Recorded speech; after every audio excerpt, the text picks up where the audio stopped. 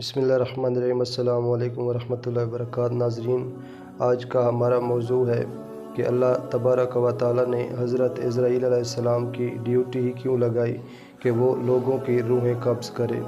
تو اس کا واقعہ کچھ اس طرح تاریخ میں ملتا ہے کہ جب اللہ تبارک و تعالی نے جناب آدم علیہ السلام کو خلق کرنے کے لیے زمین کے مختلف حصوں سے مٹی اٹھانے کے لیے جناب جبرائیل علیہ السلام کو بھیجا کہ آپ جا کر زمین کے مختلف حصوں سے مٹی اٹھا کر لائیں۔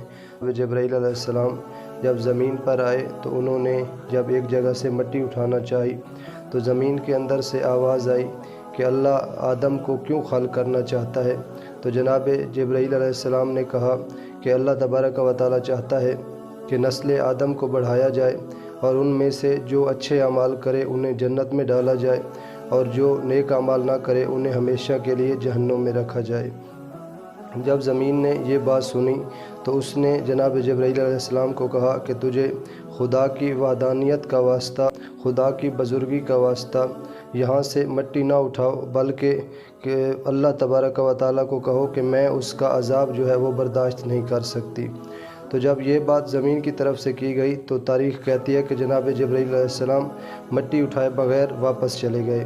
جب وہ واپس پہنچے تو خدا تبارک و تعالیٰ کی بارگاہ میں عرض کی کہ یا خدایا، مٹی نے یہ آواز دی ہے، زمین کی طرف سے جب یہ آواز آئی اور اس نے مجھے آپ کی بزرگی کا واسطہ دیا، میں واپس آ گیا۔ تو اس طرح اللہ تبارک و تعالیٰ نے جناب میکائیل علیہ السلام کو بھیجا، ان کو بھی جب زمین نے یہی بات کی تو وہ بھی واپس آ گئے۔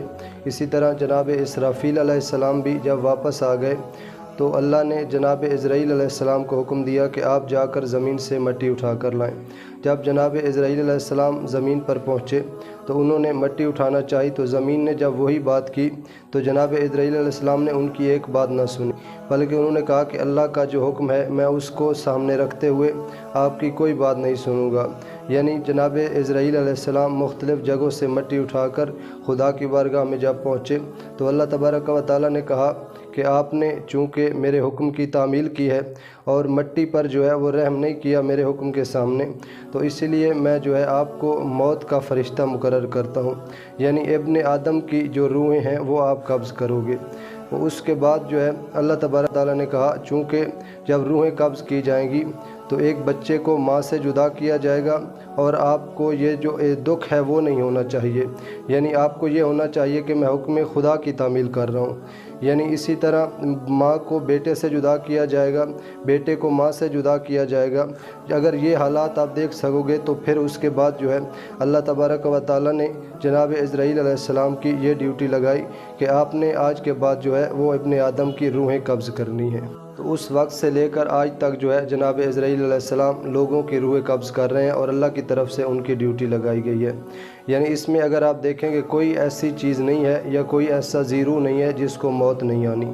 جس طرح قرآن نے بھی کہا ہے کہ کل نفس ذائقۃ الموت، یعنی ہر نفس کو موت کا ذائقہ چکھنا ہے سوائے ابلیس کے۔ یعنی ابلیس اگر آپ دیکھیں تو اس کے بارے میں کہا جاتا ہے کہ اللہ تبارک و تعالیٰ نے جب اس کو جنت سے نکالنا چاہا تو اس نے کہا کہ مجھے 6000 سال کی ہوئی عبادت کا صلہ دیجیے۔